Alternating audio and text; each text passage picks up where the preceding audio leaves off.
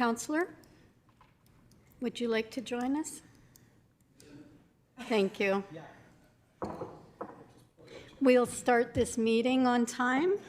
Thank you. Good morning and welcome everybody to the County of Newell, April 23rd, 26 Municipal Planning Commission meeting. I'd like to call the meeting to order. We have everybody in attendance. Minutes 3.1 are in our package. How do you wish to handle them? Motion to approve the minutes. Thank you. Any discussion? All in favor of the motion? That is carried. Any post-agenda items? Seeing no hands, a motion to adopt the agenda, please. Reeve Dirksen. Thank you, Madam Chairman. I'll move that we adopt the agenda as circulated. Thank you for that. All in favor of the motion? That is carried then. 6.1, which Shanali Maria. Good morning. Good morning. Thank you, Madam Chair. This subdivision application is located in Division 2, approximately 13 kilometers southeast of Brooks. The applicant would like to subdivide a vacant parcel that's approximately 6 acres from the southwest of 1714 for residential purposes. The applicant will have to prove that the land can sustain a private septic disposal system that meets the Alberta Safety Code requirement prior to the finalization of the subdivision. There are no noted wetlands present on this area, and it is not within an environmentally significant area. However, there is a high potential to contain historic resources, and the developer will need to keep that in mind when they start to develop the property. There is an abandoned well in the quarter section, but it is not located within the proposed subdivision. And again, it's the developer's responsibility to maintain the required setbacks. There were no concerns raised by adjacent landowners, internal departments, or required referrals. The Eastern Irrigation District has its standard conditions, and it is recommended that MPC approve this subdivision with the conditions that all outstanding property taxes be paid, any utility right-of-ways, easements, or agreements be registered concurrently with the subdivision, that the applicant enter into a development agreement if required, and that the applicant provide proof that the land can sustain a private septic disposal system. And municipal reserve is not applicable as this is considered the first parcel out of the quarter section. Thanks. Thanks, Maria. Are there any questions about the application? Councillor Scandra. What is a historic resource? Maria. That is a good question. So we get a map from the provincial government that shows areas that have the potential to contain a historical resource. Some areas are specific about paleontological resources, mostly around the river, Dinosaur Park. There's also areas that may have native artifacts or the potential to have native artifacts. So I can't tell you specifically what that might be, but there is the potential in this area. Thanks, Maria. Any other questions? Or otherwise, how do you wish to handle? Councillor Kopp. I'd be ready to make a motion to approve this, and I'd like to say I love all the straight lines. It's beautiful. Ditto. Any other questions, concerns? All in favor of that motion then? That is carried.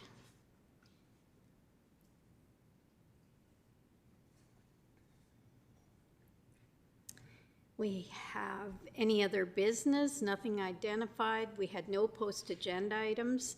Any reason for in-camera? Okay, thank you. I will adjourn the meeting. Okay, do we want to take 5 minutes, or do we just want to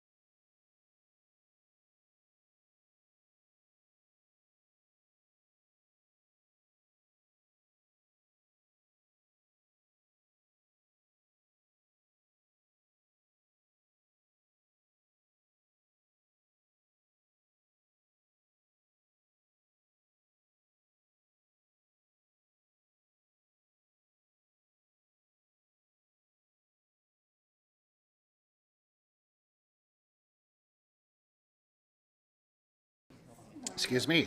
Yeah. Let's call this meeting to order. I see that we've got 9 representatives around the room, so no one needs to be excused.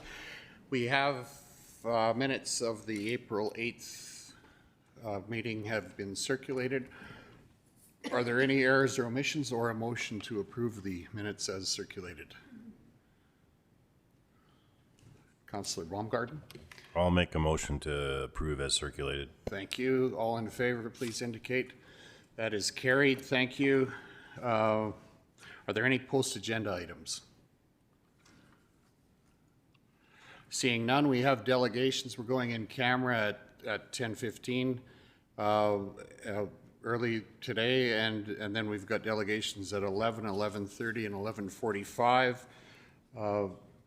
And no post-agenda items, so anyone prepared to make a motion to approve the agenda as circulated? Councillor Chrisman, thank you. All in favor, please indicate. That is carried as well. Are there any questions or notices of motion? No questions in the public sphere. So with that, I see that Lisa Tiffin is here. Welcome, Lisa, and a motion to go in camera would be in order at this point. Councillor Neil Johnson, all in favor, please indicate. That is carried.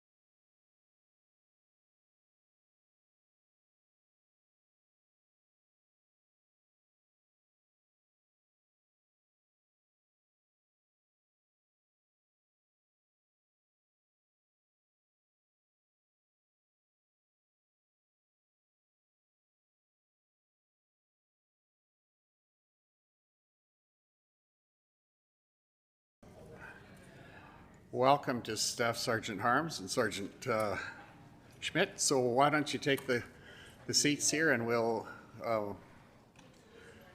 invite you to report to us. Thanks for coming in. Sorry for the brief delay. It's all good, and thanks for having us. Yeah. We'll start. You go for it. You got the bigger hammer. All right. Okay, so just a quick discussion with my colleague here. I guess I'll start off the discussions. So again, thanks for having us both. It's always a pleasure to be here. I'm going to be speaking to the Brooks Detachment Quarterly Report from January to March, which you should have before you. There's quite a bit of data in there, so I'm not going to go through it line by line or verbatim anything. And in fact, I'm just going to touch on a few highlights, and I'm going to be bouncing around a little bit on some of that data. The first thing I want to talk about is the crime stats and the crime gauge that's within the report, and it's in the latter portion of the report. As we all know, in 2025 on the Brooks side, the Brooks Detachment side, we've seen a lot of statistics kind of bounce back and forth, increasing, decreasing, and so on. And as 2025 went on, things are starting to balance out and basically show an increase in most categories. And by the end of December, we actually reported to this council and to everybody that we've seen a 25% increase in crime for 2025. I'm happy to report, if you look at our crime gauges that I've included, that it's the complete opposite as we start off 2026. And in fact, we're showing decreases in all the categories that we measure. So things are going really, really good. And it basically balances out to a 29% decrease in crime this quarter compared to the quarter in 2025. So very, very pleased with that. With that said, I'm going to make reference to the noteworthy events section in my report. And although we're seeing some favorable statistics, we're still seeing some crime trends, and that's what I want to speak to. In this section of the report, I speak to 7 occurrences that basically fall under property crime, and really it's a trend that's started to develop late February into March, and in fact we're seeing it continue into April. So the first point I'm going to touch on specifically is a break-and-enter that occurred on January 24th. Basically, we got called for a break-and-enter in progress at a business located near the junction of Highway 542 and Range Road 150. Our officers attended in short order, and we encountered a vehicle that had 3 suspects in it, and we arrested all 3 suspects. And further investigation found that one of those 3 people was actually directly involved in that break-and-enter. So he was arrested and charged. He was found to be in possession of break-in tools. He had a knife with him, and we charged him with mischief, possession of break-in instruments, and 2 counts of failing to comply with a court order. Also very pleased to report that we took him before a justice and he was remanded into custody. So that was kind of a win for us, but the reason I wanted to talk about this one specifically is there's a few things in play that really made this a success story. And number one, the business had video cameras and surveillance there, and they also had the ability to view live activity as it unfolded, so they probably got an alert. They could see that the suspect was on the property. And then the second thing that came into play was that person called us without delay. And then the third thing is we responded without delay. And because of those 3 or 4 things, everything came together and we had a win there. So I'm very pleased with that. And I just can't highlight the importance enough of things like video cameras and calling in suspicious activity, for those very reasons. Moving along in the report, just touching on a few things. There was a theft of a vehicle on January 30th from a business property near Range Road 144, 192. We weren't able to intercept that stolen vehicle, but we got it on our systems right away. And a Chestermere RCMP member encountered the vehicle on Highway 1 near Chestermere and was able to intervene and arrest that suspect. And that turned out to be a 37-year-old man from Calgary, and he was arrested for possessing that vehicle, possession of crystal meth, and possession of stolen documents. So another great win. As I go through the other occurrences, I listed 3 occurrences of theft of copper from oil and gas sites. One February 25th at a compressor station near Rolling Hills, a loss of about $20,000. Another March 3rd near an area called Tide Lake Road, I believe that's on the east side of the county, a loss of about $25,000. Another one March 21st, just west of Brooks, a loss of about $2,200. There was a break and enter on March 25th, right on the east side of the county near Highway 1, where a ATV was stolen from that site. And as if that wasn't enough, we actually had a suspect vehicle enter a farmyard on Highway 875, and that individual exited the vehicle and stole mostly scrap items such as old radiators and batteries and so on, and departed from there. So there is a trend developing. It's continuing into April, and we're doing a variety of things to address that. But much like that first incident I talked about, it's a good reminder for the public. You know, if you have a property or a business, you might want to consider video cameras. We like the ones that feed directly to, you know, cell phones, or feed to someone that say, hey, there's activity on your property right now. And again, if anything is suspicious, give us a call and let us know so we can, you know, do our very best to deal with that. So that's just kind of a highlight on some of those occurrences. The other occurrence that I have listed in that same section there is we ran another Operation Street Sweep on January 29th in conjunction with Bassano Detachment. Again, that's kind of that crime suppression shift where we literally go after people that are wanted and on warrants. We check on people that are bound by court conditions, and we also address aggressive drivers or people in contravention of the Traffic Safety Act. And that day, we wrote 24 traffic tickets, 17 traffic warnings. We did 11 compliance checks on previously charged people, and we executed 12 outstanding warrants on 8 different people. So another success story, and that's another part of our crime reduction strategy. The last part I want to talk about is toward the tail end of my report. I just want to talk about our detachment priorities. The last time we addressed council here, we had discussed that we had to establish new policing priorities for April 1st or shortly afterwards, and that we were basically on a mission to consult with the public to help us set those priorities. And today we can update you that I think that mission is complete, and I know Joe will have additional discussion on this. But again, despite some of the narrative out there, Ottawa does not set our policing priorities. We set them, and when we set them, we rely heavily on the public, partners, elected officials, you know, for input. So part of our process here, the Brooks Detachment attended and held 5 town hall meetings. We had 1 in Rainier. We wound up having 3 in the city of Brooks, and we joined forces with Joe's team and had 1 in Bassano. So that was part of doing that public consultation. In addition, we did foot patrols and we're consulting with business owners and people that we encountered, coffee with a cop and more. But a key piece to our public consultation for the priorities was launching a public survey that went live in February. And we have the results of that, which I've included in your report, or a quick summary of those results. We didn't have, I expected more responses, but nevertheless, we had 127 responses. 79% of those were city residents, and 11% identified as being from the county.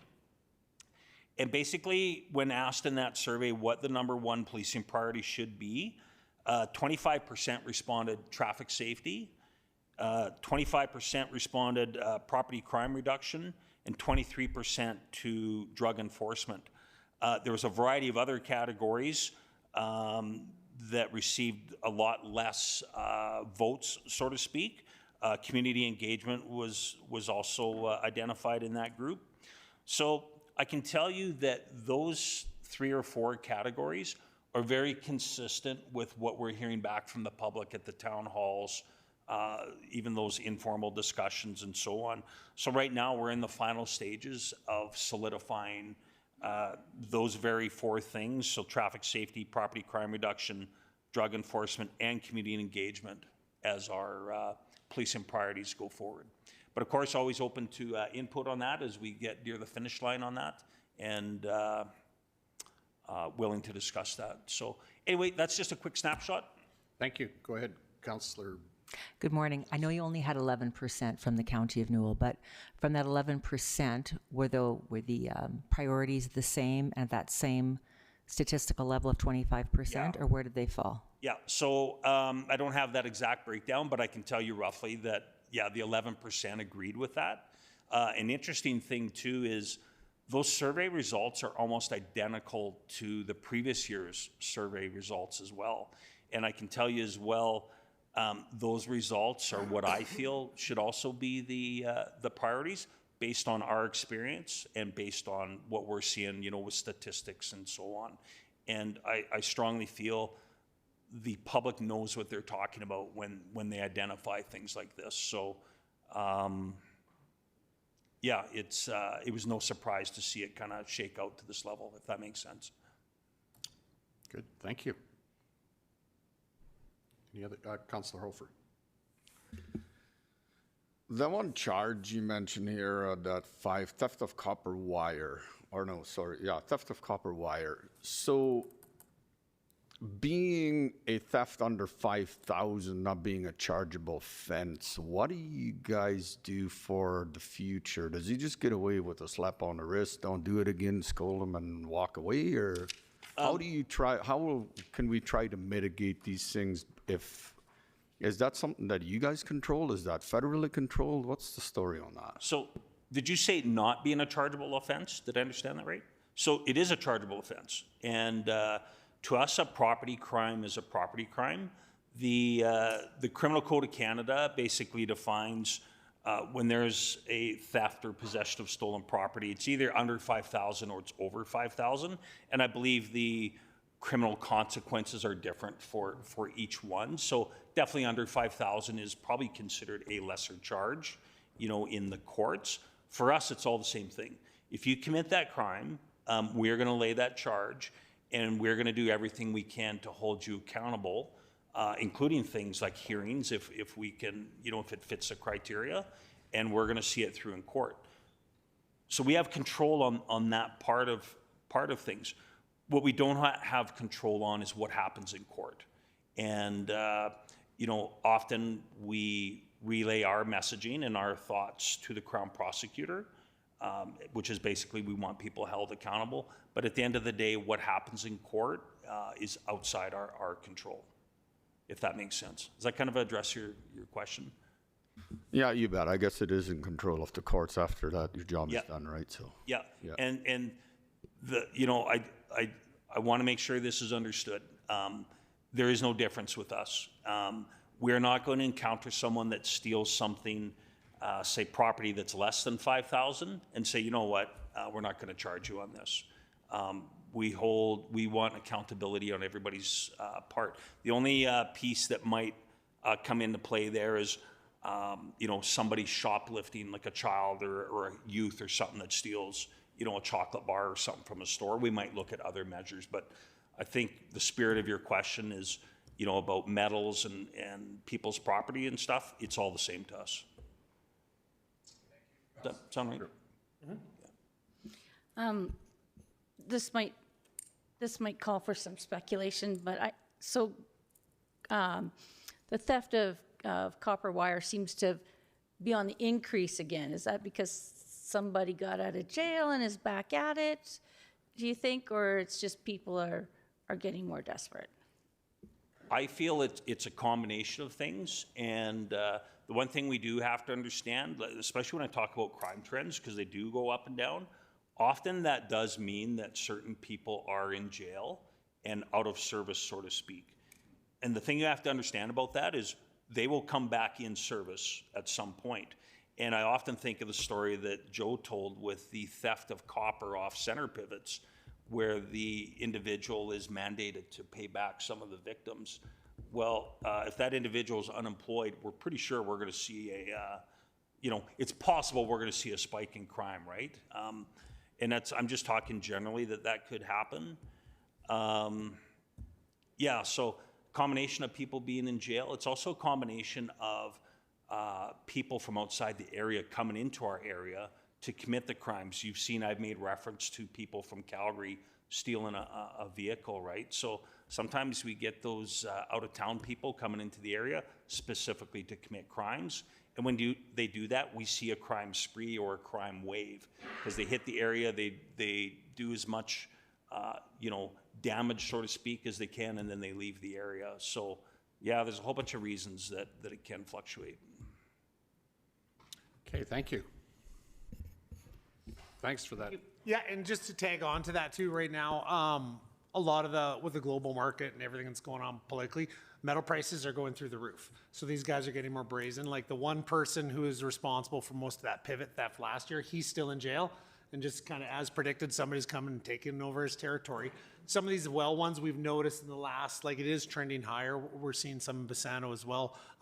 There is a long time frame, like over the winter, over the last couple of weeks, but the oil sites are a little bit different than the pivots where we're trying to get the information more readily available, and it is coming faster. So we're tracking all that, but a lot of it is the price index for the metals. What they've gone up, I want to say almost 2/3. Globally, so everybody's seen a price or a metal theft, and that's in all provinces going up right now. So it's something we want to get ahead of because it's very lucrative for them at this time. So, but thanks, Rob, for yours. To touch on the Bassano one, and I won't like Staff Sergeant Harms, I'm going to keep it fairly kind of brief. For your time, so in this quarter for Bassano's end of it, through January through to March, we had 155 calls, which is down significantly, quite a bit, which is a good thing. Mostly what we noticed, we saw decreases in all categories of our crime, most notably motor vehicle collisions. If we could take last Thursday out of it, which was like not well for Bassano there, it kind of went through the roof, but that was beyond our control. That was Mother Nature. But I think it was more favorable this winter. I think the highways, the maintenance side of it, were a little bit more on top of things, which helped. For as far as our collisions, they were down. One increase we did see across all the board, our property crime was very isolated, basically down to like 2 or 3 incidents in early January where a whole bunch of vehicles in Bassano were targeted for, the doors were open. Nothing was broken to get in, but just accessible. So quite a bit of money and valuables, keys, wallets, that sort of stuff were left in these vehicles. So we had 8 cars broken into there. So far, we haven't been able to identify a suspect out of that, but whoever it was has kind of moved on. As we've seen for our property crime trends, it's all been within this last 3 weeks where we started noticing some oil field sites. One recently this week, very significant dollar value, high dollar value that we're getting into it.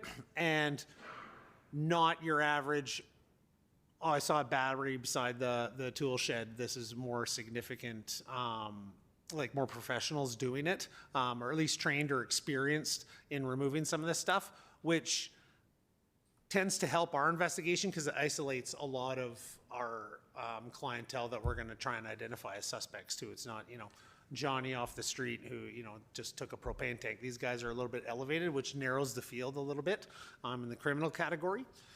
The one kind of spike we did see over this quarter was in mental health and check well-being persons related offenses, which is kind of synonymous with the time of the year as everybody's Christmas bills, you get the winter blues, these sorts of things.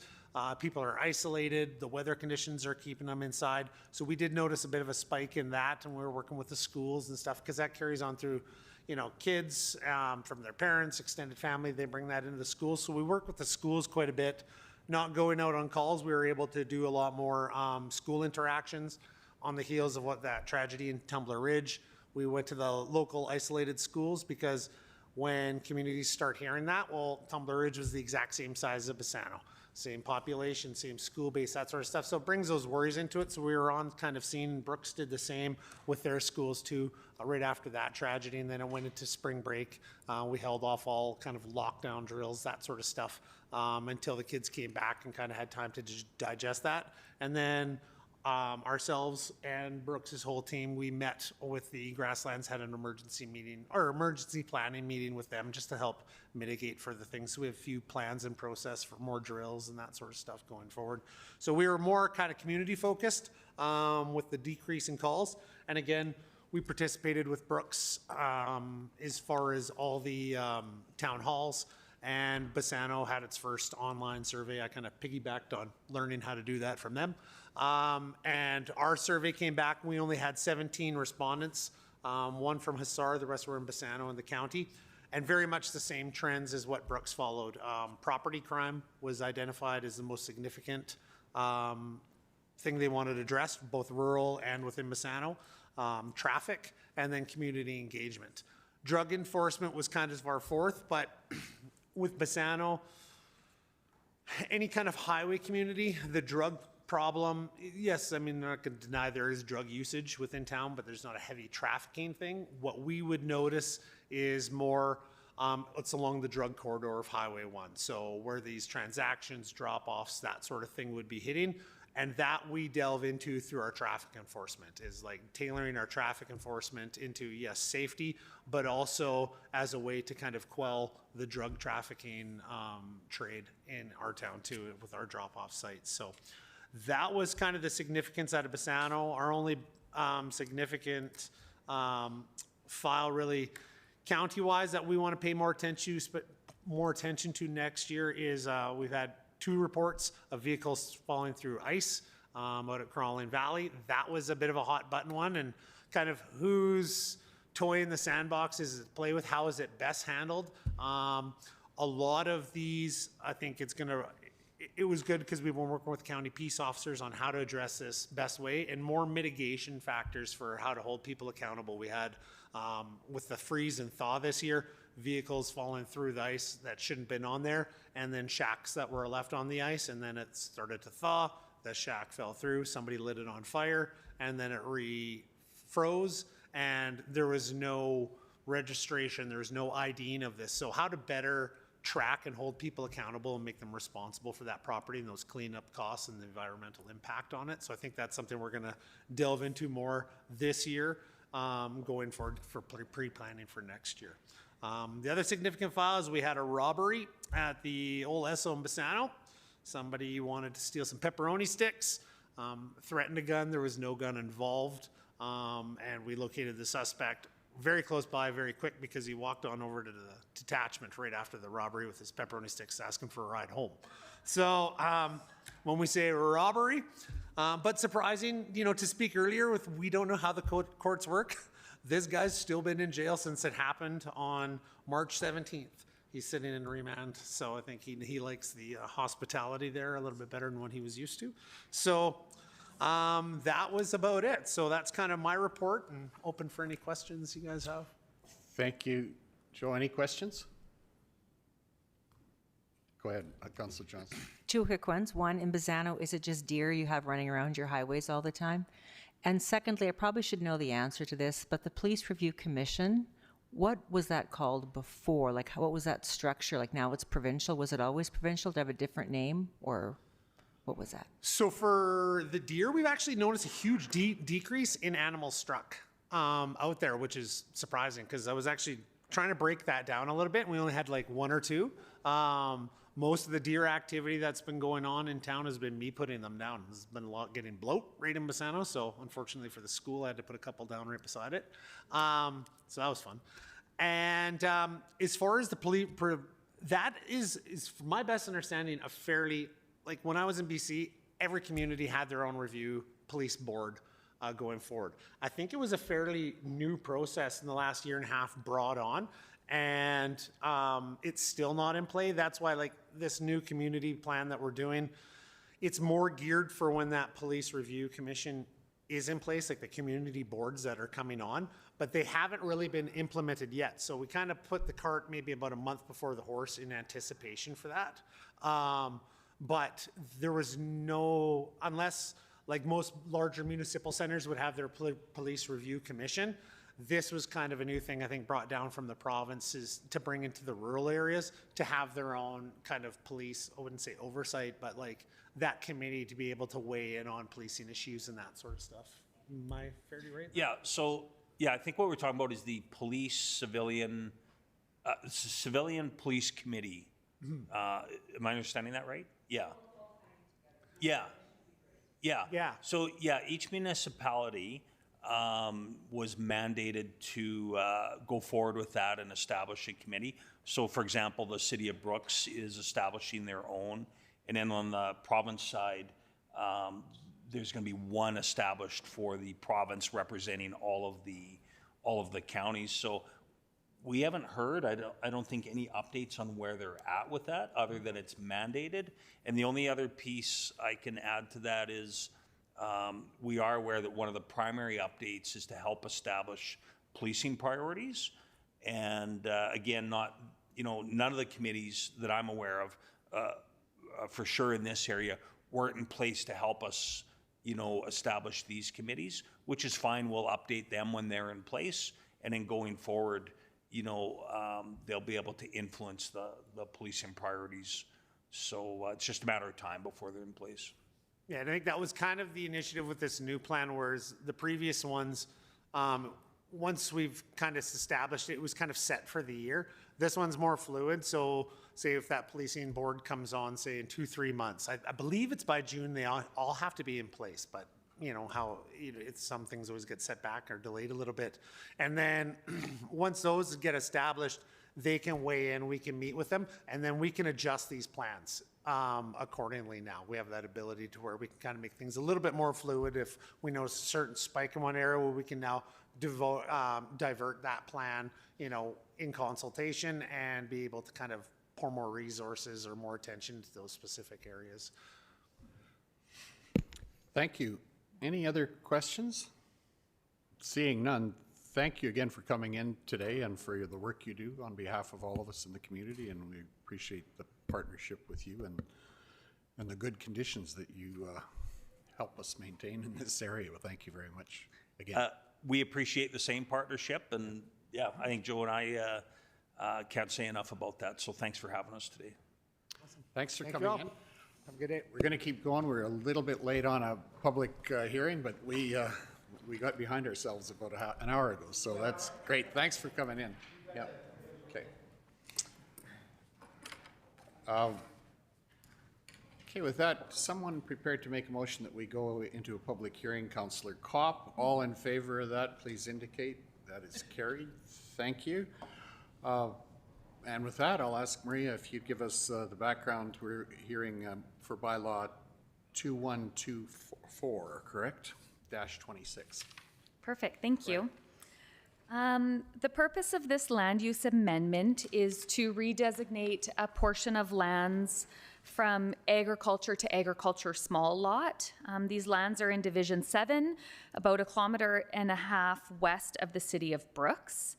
The applicant has received conditional approval for a subdivision for these lands, and in order for that to be finalized, they need to change it from agriculture to agriculture small lot because of the size of the parcel.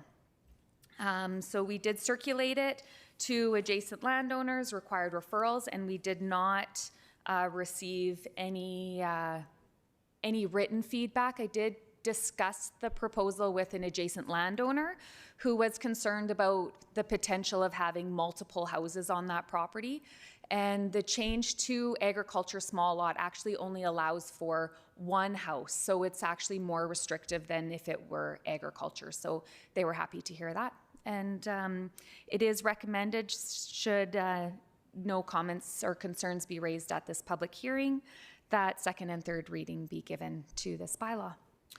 Thank you, Maria. Seeing no one in our public gallery, I'll just ask Catherine, is there any interest in this matter in the public sphere or electronically? Seeing none, I will refrain from going through the details of how we manage a public hearing.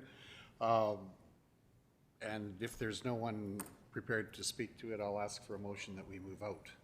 So moved. Thank you, Councillor Crispin. All in favor, please indicate.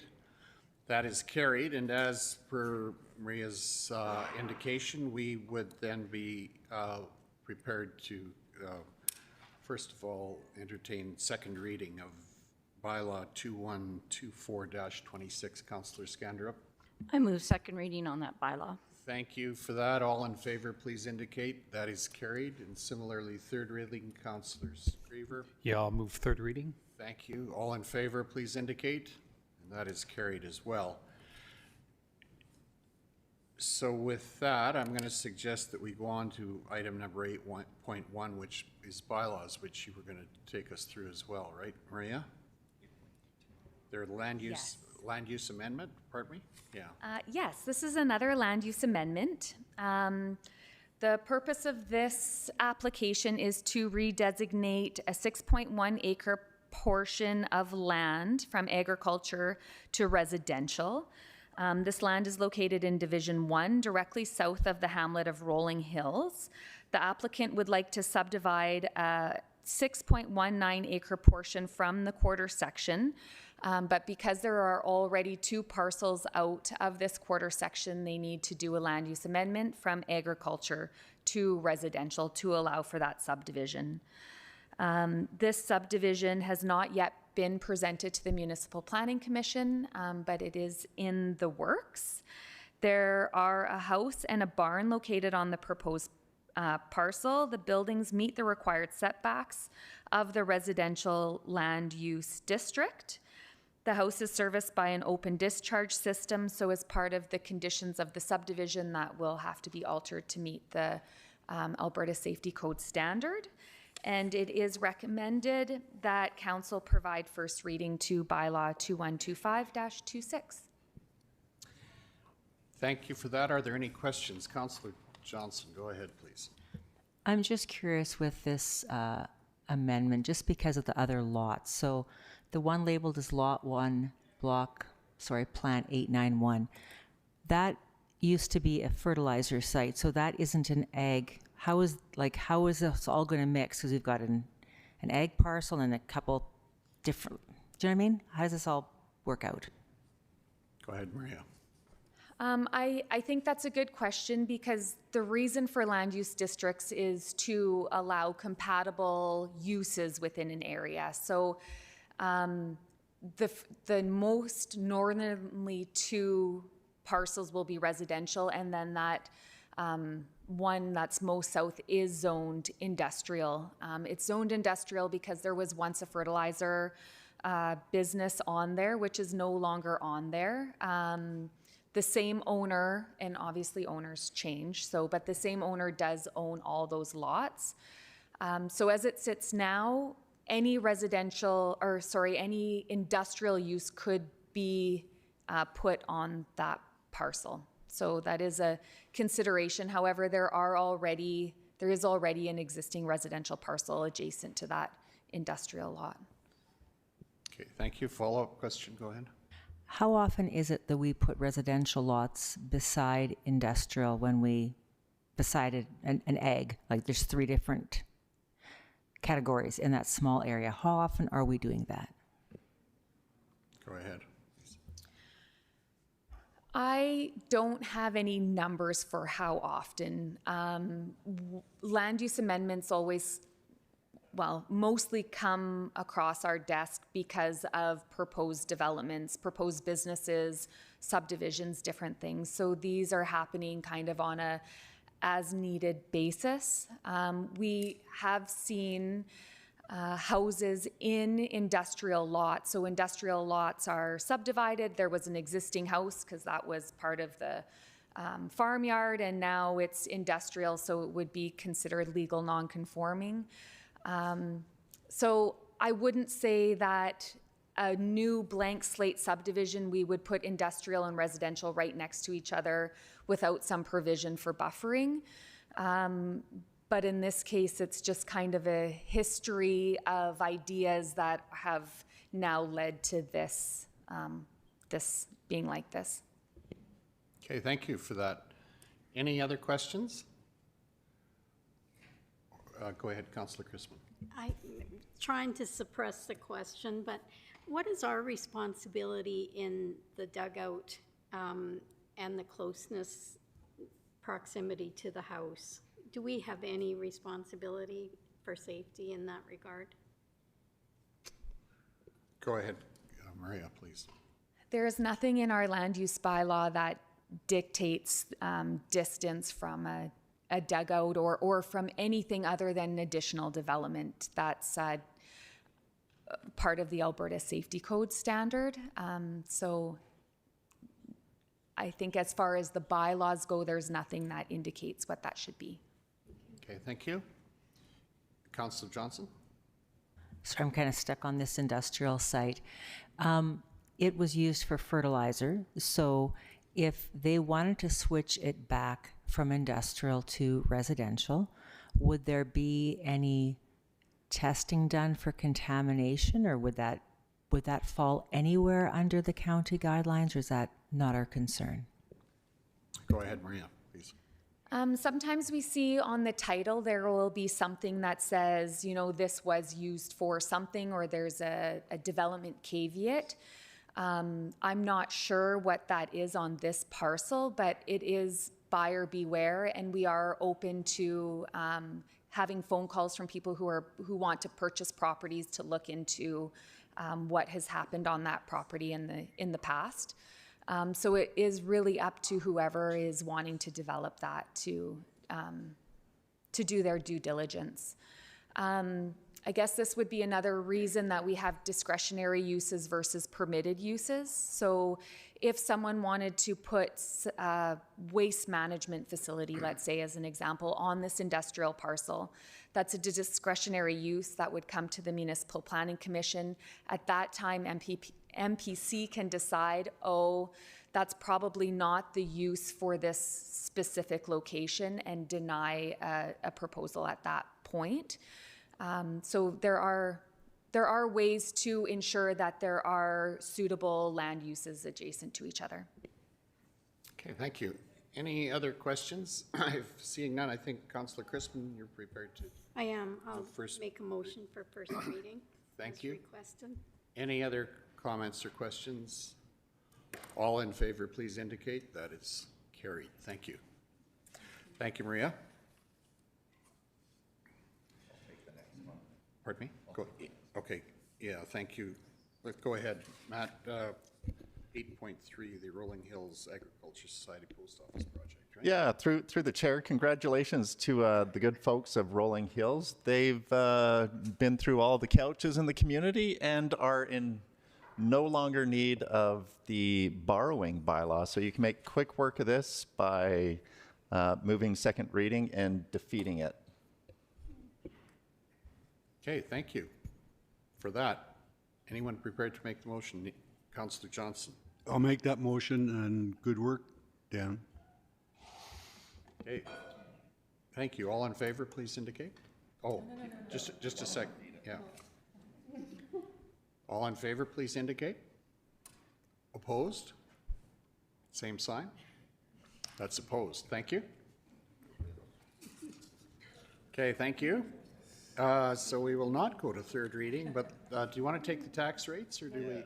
Let's go on to second and third reading of our 2026 tax rates. Matt, go ahead. Yeah, again, you're in real good shape to move second and third reading of the tax rates. Heavy lifting's been done. We haven't received any feedback from the public on this, and you're in good position to give second and third readings, so Shannon can get her tax notices out in short order. Thank you. Someone prepared to provide second reading? Councillor Kopp, thank you. All in favor, please indicate. That is carried. Similarly, third reading, Councillor Screever. All in favor, please indicate. That is carried as well. Which I think our delegation for 11:45 is here. Probably get legislative appointments. Let's go to the legislative appointments, which is through the Agriculture Service Board, but Todd will not be coming in. These are pretty routine for a weed inspector and ag pest inspectors. So do you want to just take us through that, Matt? Yeah, so really just looking for the two motions there under the recommendation for appointments of the individuals under Section 7 of the Weed Control Act, and then another motion under Section 10 of the Agricultural Pests Act. Thank you. If there are no, Councillor Johnston, please go ahead. Oh, I was just going to make a motion that we I would welcome that. that we appoint Remy Strzok, Ashley Koenig, and Claudia Party as inspectors pursuant to Section 7 of the Weed Control Act until such a time that their employment with the county ceases. Thank you. All in favor, please indicate. That is carried. And similarly, a motion for number 10.1.2 for ag pest inspectors. Councillor Scandrup? I'll make that motion. Thank you. All in favor, please indicate. That is carried as well.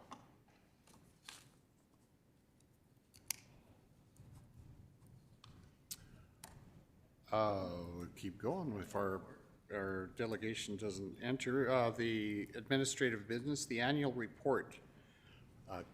Catherine, do you want to just take us through the communication on that? Yes. So each year, the County of Newell prepares an annual report that includes audited financial statements, a message from the REEV, and departmental reports from Agricultural Services, Municipal Services, and Planning and Development. These reports highlight key activities and significant events from the previous year. The annual report is published online. Once Council approves the audited financial statements, an advertisement is then shared in the local newspaper as well as on our website and through our social media channels. Printed copies are also available upon request. The 2025 annual report document included in the agenda is presented to Council for review and feedback. We are looking for a motion from Council to approve the 2025 annual report. Okay, thank you. The Reeves report was circulated and there was one comment, but can you brush me up on what that was? Just about that burning barrels had never been required, permits for burning barrels. So I just asked, which is gone. Okay, which is, so there's, you weren't proposing a change, you were just. The change that I proposed is now gone. Okay, okay. It's someone took care of it. That's perfect. I just appreciate that. Councillor Cobb. Just my comment, if you're having a digital version of it, when I open it on my laptop, there are a lot of issues with lining up with the text, and so I don't know if it's just my computer, but I started writing down page numbers and I quit because there were so many. So Did anyone just else have maybe that make issue? sure that it all opens. Sorry, go ahead. I only went up until the tax stuff. It was perfectly fine. I didn't review the taxes again, so mine was okay up until that point, but that's as far as I went. Okay, so that just might be a glitch that needs to be worked out. Any comments with regard to the report as we have presented it, or a motion to approve the annual report as has been circulated? Councillor Hofer? I'll make that motion. Thank you. All in favor, please indicate. That is carried. Thank you.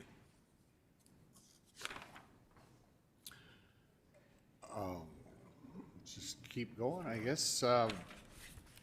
Adoption of our strategic priorities. Matt, go ahead, please.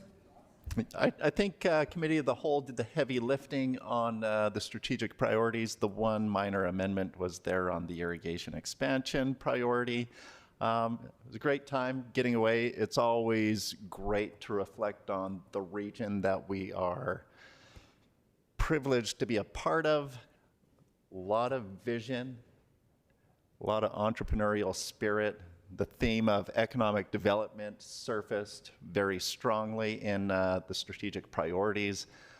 We're looking for council motion to bake this into the program, and administration, well, we're already hard at work on these things, but we will lean into this with our best effort. Okay, thank you. Someone prepared to make that motion? Councillor Johnson? I'll move option 1. Okay, thank you. All in favor, please indicate.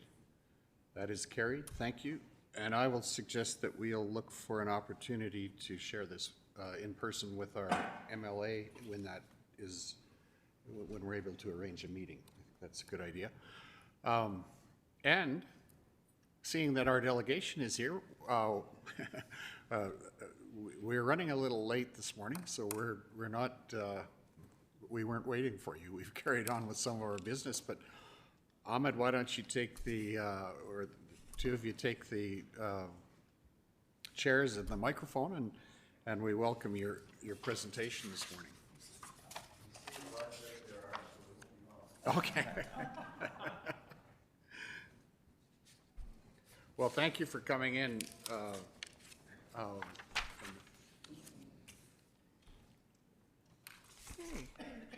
Yeah, let's, do we need introductions here? Why don't we do that? We'll start with Neil and we'll have everybody introduce themselves. Good morning, welcome. I'm Neil Johnson, Division 7 Counselor. Good morning, Adina Scandrip, Division 2, the hamlet of Tilly and surrounding area. Good morning, Ben Hofer, Division 8, Duchess.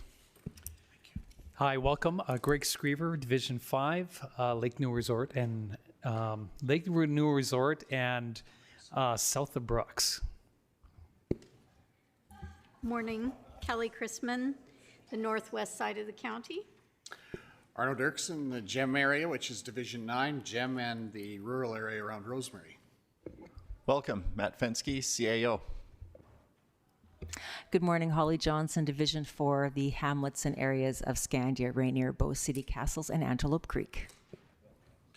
Morning, Dan Baumgarten, Division 1 by Rolling Hills. Good morning and welcome. I'm a representative for Division 3, the Patricia Millicent area. My name's Lynette Kopp.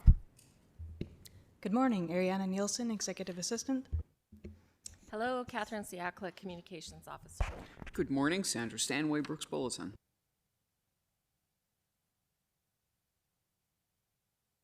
Coming in.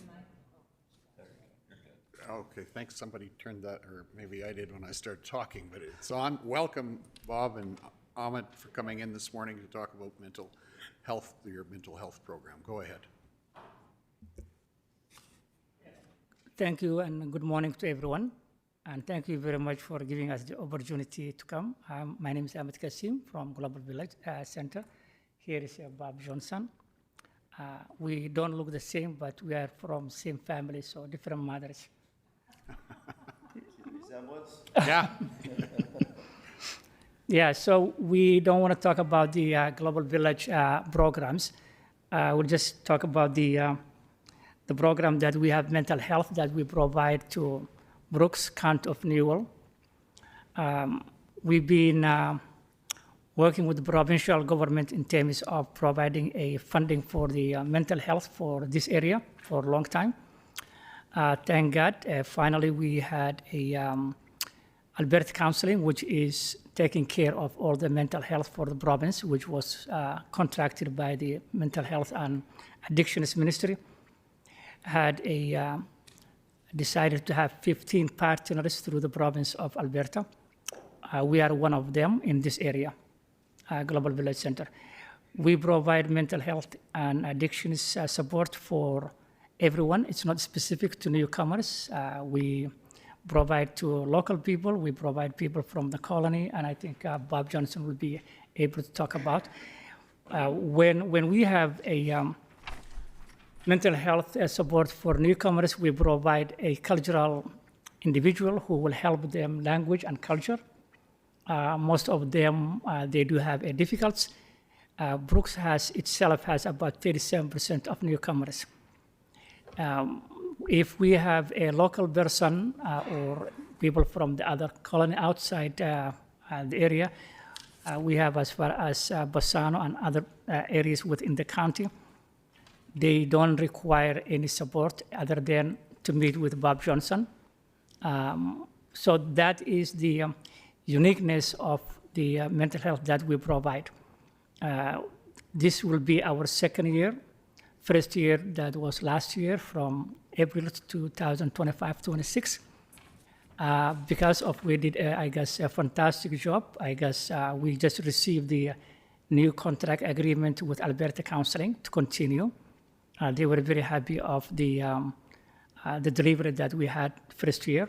So we will continue together with the other 14 partners that with the Alberta Counseling. They also took over the number 211, I believe. 211, if you call, used to be managed by Canadian Mental Health Association, was connected to that 211, if you call 211. As of April 1st, Alberta Counseling was taking over that 211 number and provide the mental health support. Any individual from Alberta who calls 211, they will refer that individual to the 15 partners that they have through the province. So that's also addition to that one. Just to make a one note also, the mental health that we provide doesn't mean that we provide a, we see in clients, different clients, some of them, we have a client who came and had a problem with his wife. He beat up the wife. And he came and he said he had a trauma. The police came and he has a court. And he said he had trauma. That's what makes him beat up his wife. So we just told him we don't deal those. It's a criminal issue. If you were suffering some sort of trauma, you'll be seeking help prior of beating your wife. So now you beat up your wife, that is justice. We don't get involved. You don't come here and beat up someone and then say you have a mental health issue. That's not the way the system here is. So we only provide genuine people that are looking for help. But if you beat up either your wife or any individual physically, that is a criminal issue. So we're not getting, and the reason is we were avoiding, because once you start that, then you're going to have a bunch of other people looking for the area to have an excuse. So just to make that point is, so he was mad, but we are not there to make someone happy. We're there to provide service to the community. And he left. So I will have Bob Johnson to talk about his experience with the individuals that he met during the first year. And Bob, it's all yours. Yeah, thanks for the opportunity. I see some familiar faces here, and some of you know me on a personal level. I've had two different interests that have intersected. One is I always wanted to be a farmer rancher, but I never had a chance family-wise, but I get to play at it north of Rosemary and still ride horses and move cattle and all that stuff. But I retired as a manager and psychologist about 7 years now. And I continued to be a program developer, instructor, as well as providing mental health services through Global Village. A lot of it has been with newcomers. I'm going to talk a little bit more further to Ahmed, is that we're not just offering services for newcomers. This is a real opportunity for free, confidential, professional services within the community that the government has recognized the need to augment in rural communities. So that's a real bonus. We're very thankful going into year 2 with that. In addition to the newcomers, which many come, we've had successes with. We've had people from the colony, farmers, ranchers come in, which aren't usually the people that are lining up at our door first. Just a little bit of that background. When people say, well, what did you do? Well, I work with this, but I really like horses and music and so on. But one thing I am quite proud of is back when we had the Jenner TB crisis, I was sent out by AHS to be the liaison, attended meetings behind the scenes and so on, and provided some support and directed, navigated, and so on. And when that sort of passed, I got a call from the Canadian Veterinarian Association having their annual conference at the Cummings Medical Center at Foothills. Bob, would you come and talk about the mental health impact of the farmers, ranchers in Jenner? I said, absolutely. So I met with the ranchers out there, Brad and them, and I put together a little bit of a study and presented at that conference. And basically, the end point was that CFIA had really dropped the ball with the people part, with the way they handled that. And I was able to work with CFIA to develop policies for people support when you get the call and they're coming in, they're going to exterminate your herd, that type of a thing. So I feel quite good about that. I mention this because I have a farming somewhat of farming ranching background and as well as the professional end of it. Just another quick point is the federal government had an inquiry into farmers' mental health after that, and they asked me to fly to Ottawa to provide information and recommendations on what they could do more for farmers. And there was myself and the president of the Dairy Association was in on that, as well as the president of the Canadian Social Workers. And so we had a discussion and so on. I know that has resulted in some online supports that farmers can do that. But one of the, there's different things. People come in when they have problems, right? Counseling has problems. But I would like to kind of push that a little bit further. I mentioned the farming background because most of the people are quite comfortable coming in and talking to somebody that has a bit of that background, again, confidential and free. But it's kind of like one of the recommendations I made to the federal government is push it a little more as a green light too. The John Deere green light. Don't wait until you have problems. There's lots of high flyers out there that actually have consultants, coaches that they go to confidentially to talk about. It might be HR problems. We have our healthy worker program, which I was very happy to present to the staff here, 2 years ago, and strum a little guitar after type of a thing and so on. So I would, suggest that it's not just, someone once said life is a third real good, a third pretty difficult, and a third in the middle. And it comes in bunches usually. And it's not always the third that's really difficult that we can benefit from people having some discussion with, whether it's decision making, whether it's an HR problem. So I have been contracted at times with organizations that are having some HR challenges to come in and confidentially talk about it, because I have an admin background. I was a psychologist for 35 years, and I was also manager of addiction and mental health services for the southeast end of the province with a number of staff and all that goes with that. So anyway, I'm not going to keep you from your lunch, but I just wanted to come and kind of blow our horn a little bit about, we do offer a wide range of services, men, women, all ethnic backgrounds, and with this particular group. Well, if there's questions, I'm going to suggest that, that's good information for us to have, and I wonder if we couldn't maybe highlight some of that we've got the inside front cover of the Brooks Bulletin every week, and Catherine could maybe put some information in there to that extent. Good information, and thanks for Bob for your long-standing commitment to this community. We're richer for that and appreciate your work in the community. It's been a pleasure. Yeah. Are there any other questions? You're certainly welcome to join us for lunch, both of you, if you can make that work too. So yeah. I have a lunch date with the wife. So okay. You better take that. We don't. Yeah. Otherwise, another time. Thank you. Yeah. Thank you for the invite. Yeah. Maybe Ahmed might want to stay. Yeah. Yeah, but no, thanks, Arnold. I think this is very nice. Thank you very much. I just wanted to add also, we, apart from grown-ups, we also provide some of the families, they have also a problem with their kids. So we also receiving some of the school children.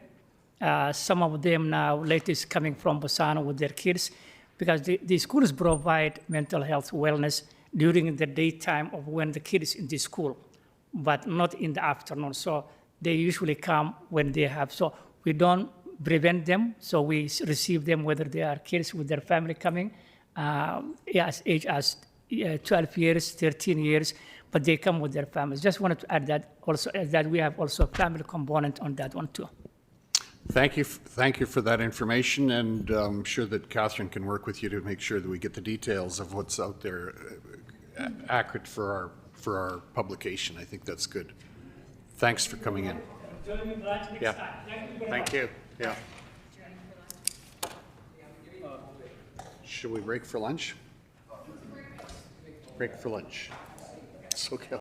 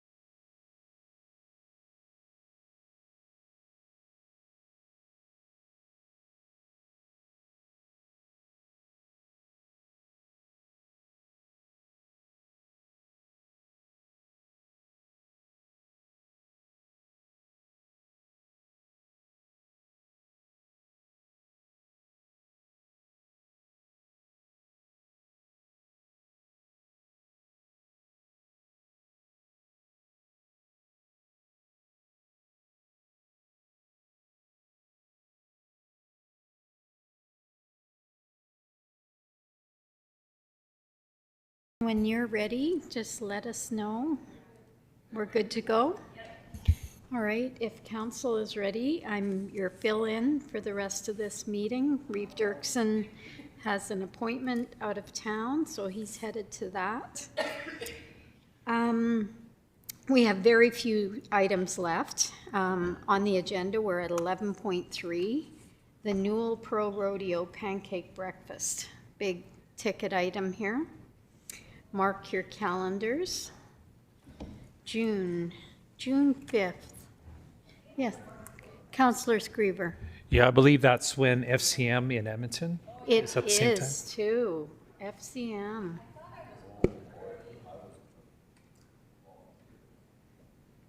Is anybody not going to FCM? Holly? I'm not going to FCM. I can be there. And I believe Arno wasn't going to go either because he wanted to be here for the rodeo. Okay, good. So I guess the two of us might be on. Is everybody else Dan? planning on going?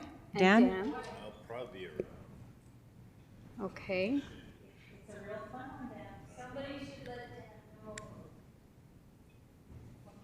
And Dan may need an apron as well. Awesome. Okay. It's an early morning, Dan. That's all you need to know at this point. Oh, go ahead, Councillor Hofer. Is it a priority go to FCM? Like if there was an opportunity to not go, I mean, I'd wait for my turn when we do a vote on it. It doesn't matter to me. It's, have you indicated? Are you already? You're already registered. Oh, okay. Yeah. Okay. We made the motion that because it was in Edmonton, that we can all go, whoever wants to, so. So if you're registered, you're on the hook now. All right, is that good, Ariana? Matt? Go ahead, Ariana. Yes, we need the motion every year because we share costs with the city of Brooks. That's it. Councillor Kopp. Councillor Kopp moves to partner with the City of Brooks on the pancake breakfast. All in favor of that motion? That is carried then. Councillor payment sheets. Let's all have a look at those because we haven't looked at them much, have we? Some of us have had our share already. Are there any questions or concerns about the councillor payment sheets? Yes, Councillor Johnson. I don't know whether it's an issue or not, but they are trending up quite a bit so far this year, and we've been promoting people to go to conventions, and lots of us have been to them, but I wonder if that's something we should start paying attention to, because we'll be at $400,000 if this keeps coming up. I think we do have a budget for each councillor, so Matt, could we get an update on that maybe? We've never had one in the past, but I think that might be a good idea. We've never been this high either. Okay, good thinking. I've been on the compensation review for 4 years now. March is always high. Yeah. It's just because it's busy. Yeah. Okay. And, you know, if anybody ever asks why mine is lower, it's because I'm splitting costs between RMA and council. I'm not any less busy. In fact, I'm more busy, but just if anybody ever asks, be sure to give that explanation. Okay? All right, so a motion to accept as recommended. Councillor Scandra. All in favor of that motion? That is carried then. Are there any requests for functions of council?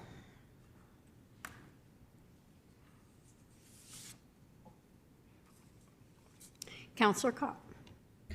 We were just invited to go to the CDC Ag Summit, June 18th. Candace had sent out an invitation for that. I'm not sure if we want to designate some people or how we're going to do that. How do you feel about that? Councillor H. Johnson, can you tell us about the Ag Summit? No, it was actually news to me when I read it, and I think it's a fabulous thing as more information is going to come out, but I certainly do plan to attend. Good. Councillor Screever? Yeah, it's going to be a pretty big event. There's going to be tours. There's a number of the municipalities around us, as far as counties, are going to be, amongst other industry, ag industry people are going to be invited. I think it's important for, if everyone can go, I think it's something that's quite important for us to go to. And it's an all-day thing with an evening event with a tent and a band and supper and all that stuff. So it's kind of a big deal, highlighting what has been done to CDC and everything. So just I recommend that we all go to that. Okay, would somebody like to make a motion to that effect? I'll make that motion. Councillor Screever, any further discussion? As a function of council. All in favor of that motion? That is carried then. Any other functions of council? Yes, Councillor Johnson. I believe this was probably made a function of council last time, just confirming that board leadership conference on May 2nd, Lynette. That was, I thought it probably was. Okay, thank you. Okay.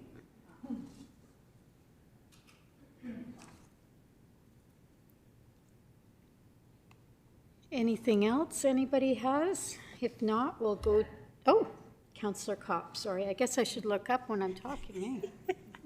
Were we going to discuss the Ag Service Board Summer Tour? The invitation is on our agenda. Okay.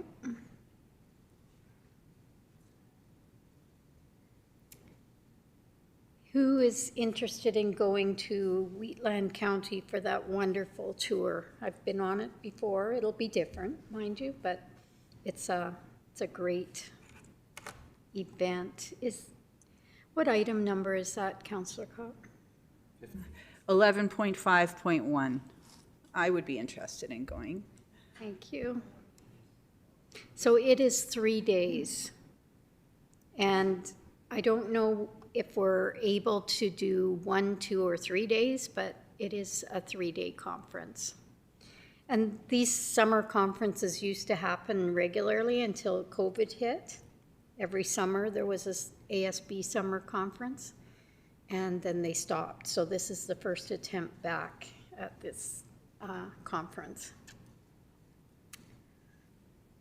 It is fairly close. We are all ASB members, so I believe it's already a function of council, would it not be? By default. Okay. So I think we're good to go with that.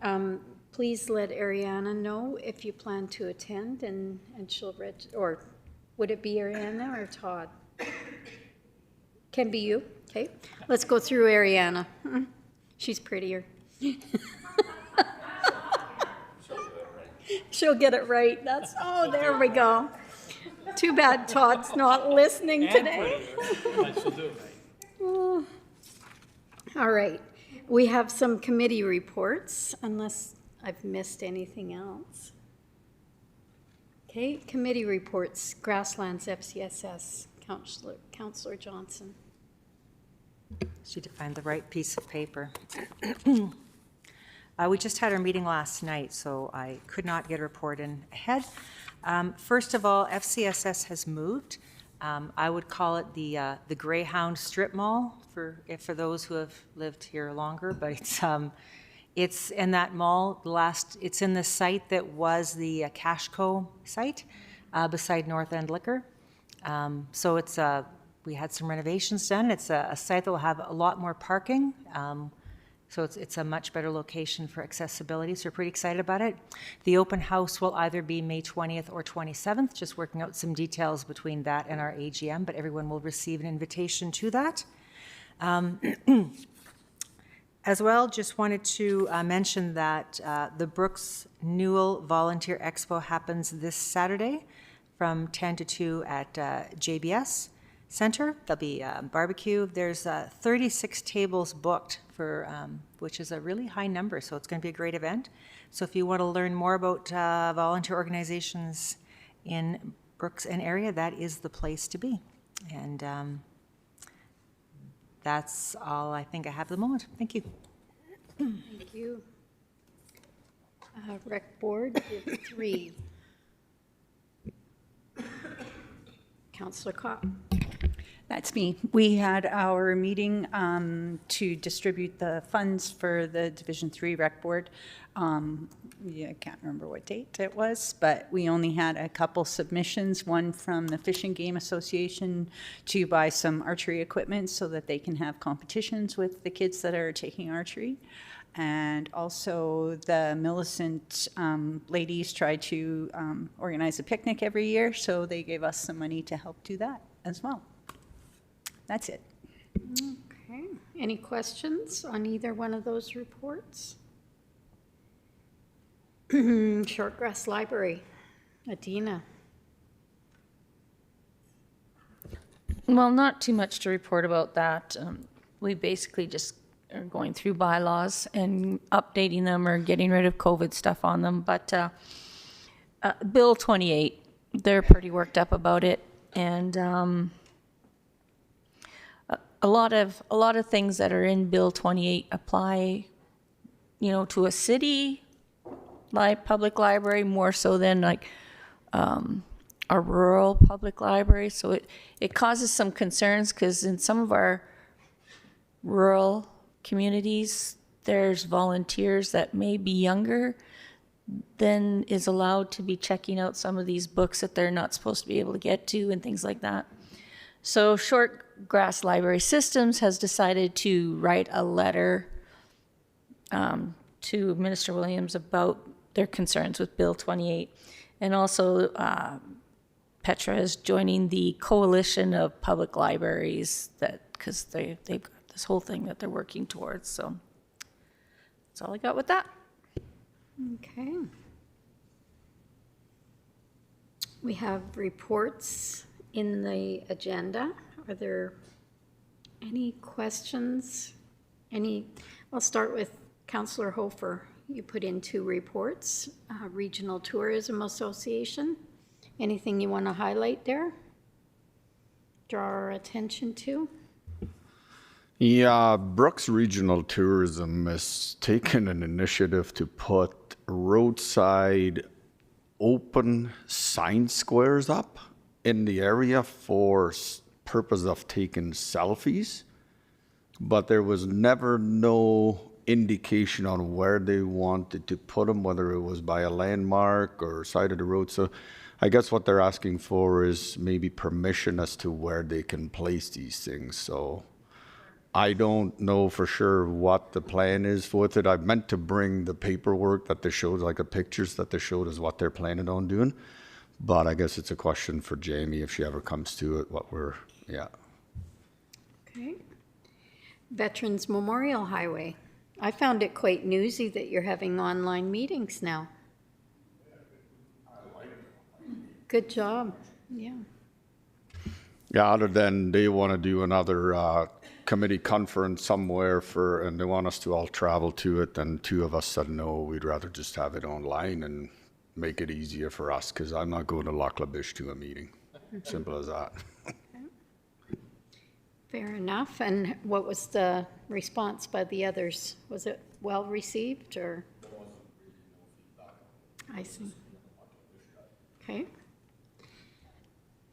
Yes, go ahead.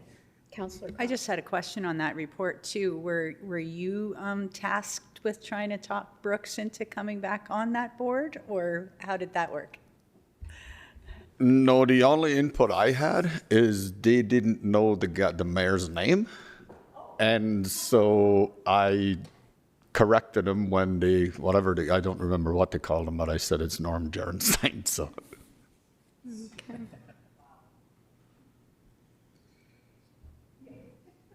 Any questions on the HALO report, the AGM? Okay. Local to Global Forum? Neil, you're here? Yeah, the report's in there, I think. Yep. Anything you want to highlight? It was very, one of PEP's sister organizations, one of the three put it on. Okay. Very low key, very easy to meet people.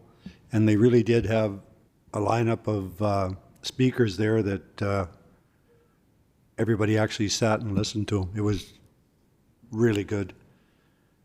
So, yeah, Arno and I met a lot of people, a lot of contacts, and it's just kind of reinforces, they do what everybody else does. They want to get global, they want to get trade going. It's worth us keeping our fingers in there a little bit just to see what's going on. But it's actually a really, really easy group to work with.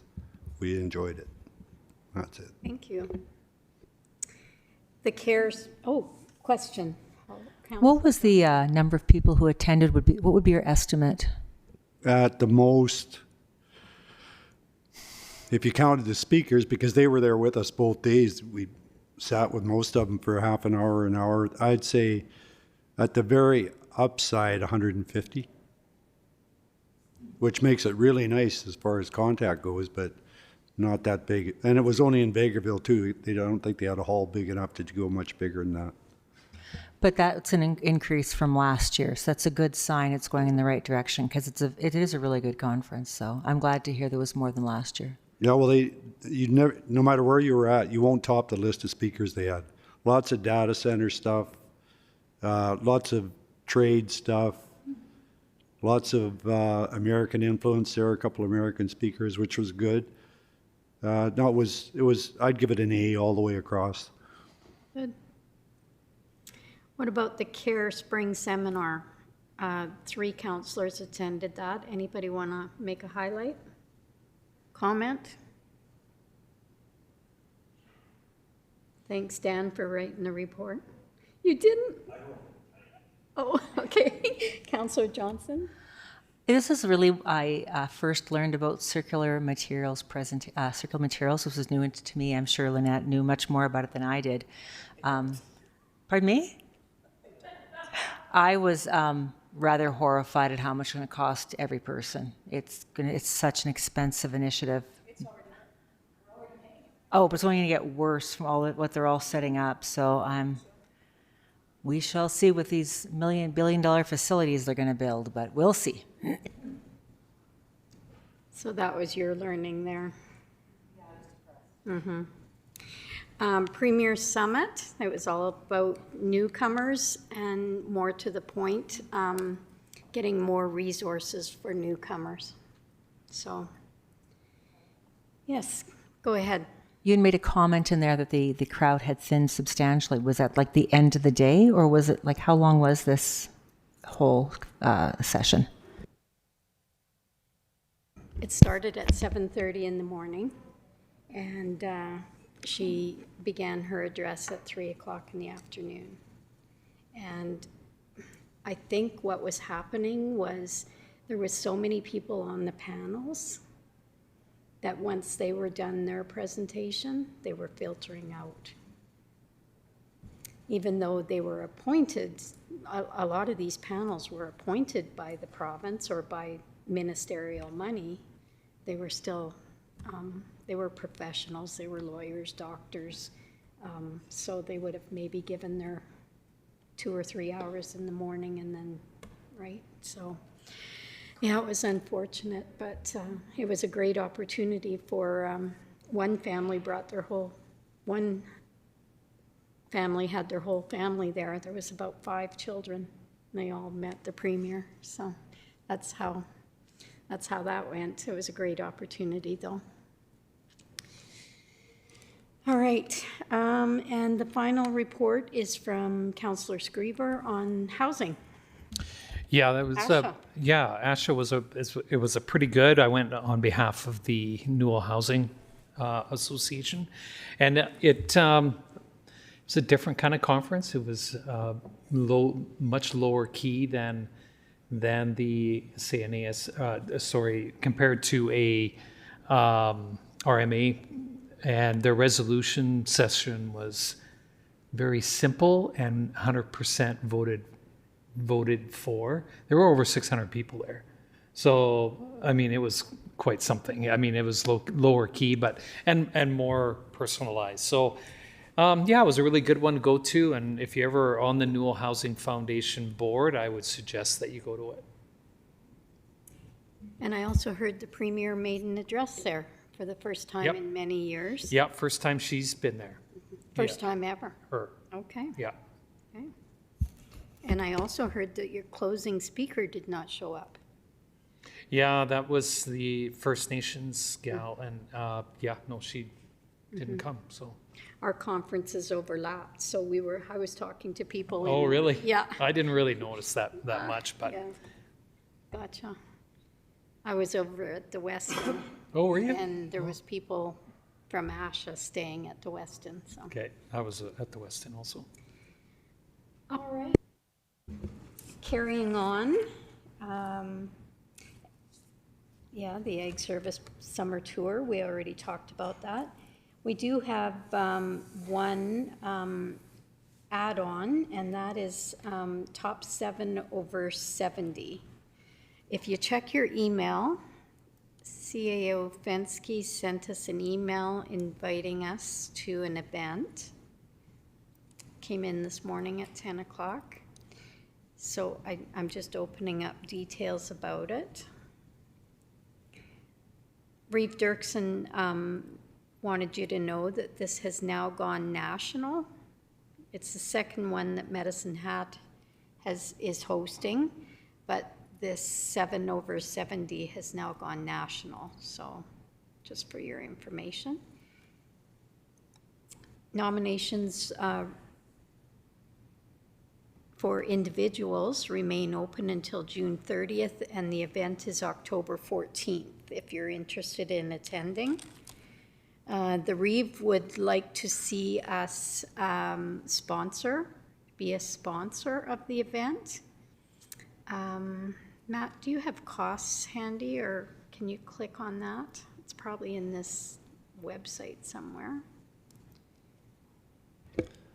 Yeah, you would think I'd be smart enough to figure that one out. Please stand by. Sure. Thank you. And maybe we can hold this and, oh, there we go. Thank you for, 2024 sponsors are listed.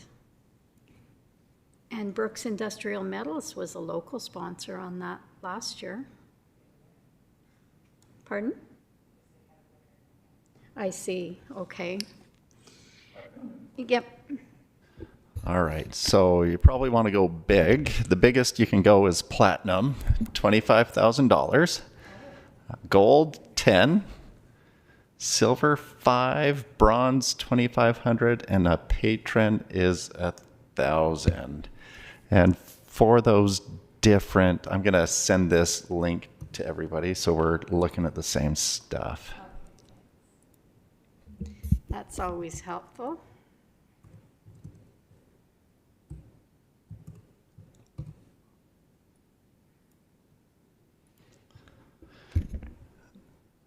Should be coming down the internet superhighway for you here. You get a variety of different things depending on the level. So patron, you would get 1 gala attendee. For a bronze sponsorship, you get your logo on the gala. That's a $2,500 price tag. Logo on their website, digital logo on the sponsor reel. So I'm sure they've got TVs scrolling through all the sponsor credits. Social media promo, logo and media releases, and 2 gala attendees. I think the Reeve was looking at wanting to purchase a table. Which you might get tickets cheaper than providing a sponsorship. Yeah, I think you can get tickets cheaper than through the sponsorship route. Yeah. Okay. But if you're looking for some visibility, the patron gets your name on their website, on their program and in their media releases, and you get one complimentary ticket out of that. If council's looking just to attend, we can figure out the ticket price on that and send a group of you. And this may be a good discussion for IAC as well. This is something that Brooks Newell region would look good tagged with.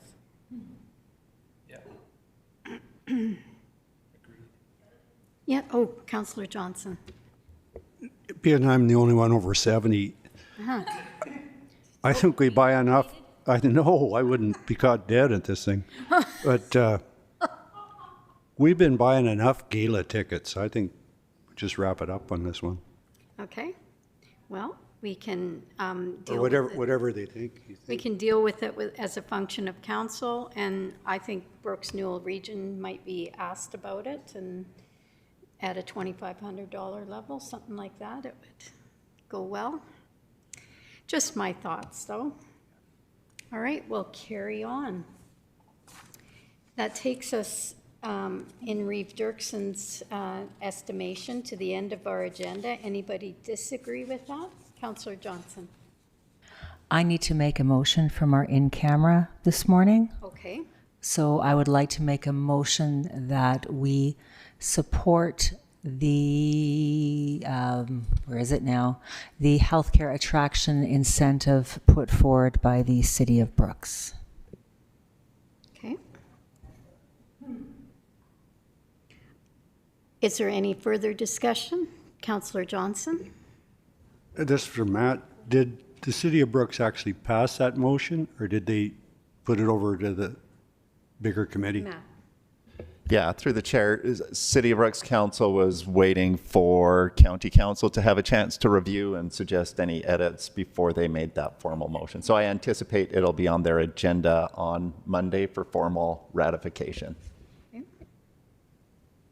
Councillor Hofer. Is there any interest with us getting together with them and just sit down? No?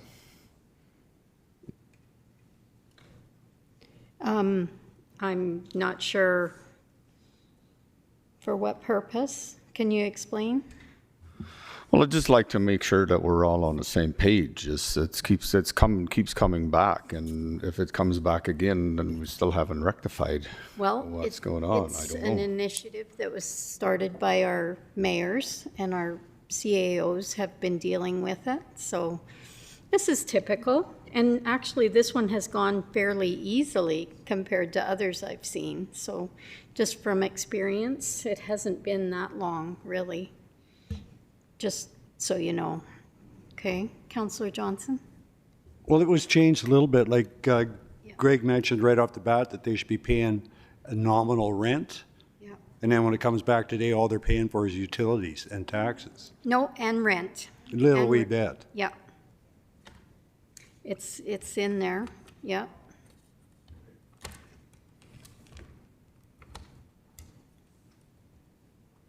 And we did have our opportunity, well, Lisa was here, that we could make these points. Yep, Councillor Screever. There were a number of details that were kind of left open, like interest on the loan, those kind of things. And how does that work? If we were to pass this, are we passing the details along with it, or is that another motion, or is that another, well, how does that work? Councillor, CAO. Yeah, excellent question on these intermunicipal. This policy is City of Brooks proper. They're looking for some input from the partner on the economic development file, who's footing half of the bill on it. I fully anticipate as we roll this program out, we're going to learn things.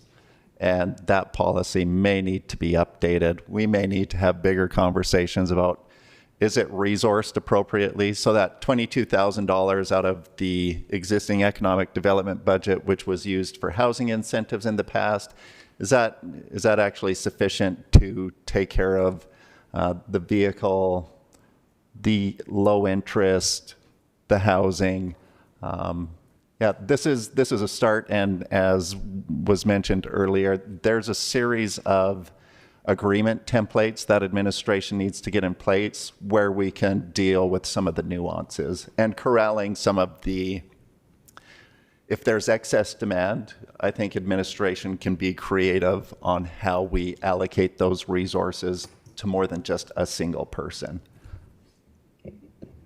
And there was 2 points made around that interest.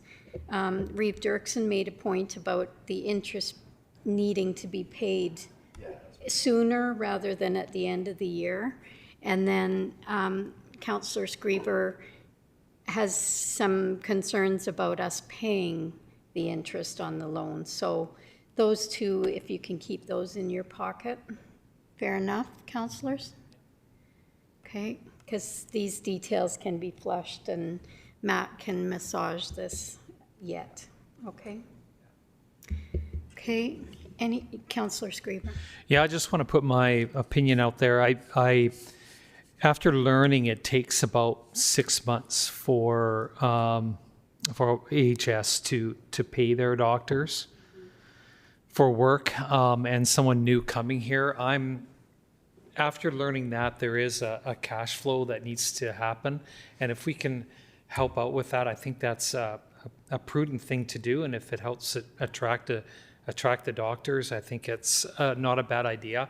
I wasn't for all the extras before I learned that, and once I learned that, I'm going, okay, yeah, I can understand that. Doctors are very important for our area in all attraction of all workers here. So yeah, I think it's a necessary, and if the doctors are happy with it and it would fill the need and keep our current doctors happy with help them to be able to attract new doctors, they're the ones who are attracting the doctors, or our existing ones. And if this program was devised by them to help them, then I think it's a good thing. I agree. And I've had firsthand experience in signing for notes or picking doctors up at the airport and then having them at my dinner table the first 2 nights, because where do I go now? So yes, and I liked your question about the concierge treatment, because that is, we've done all of that in Bassano over the years, firsthand experience. Yep. Okay, I have a motion. Councillor Johnston made the motion. All in favor of the motion? Opposed? Thank you. That is carried. Anything further anyone has? Okay, then I'll adjourn the meeting. 1:19.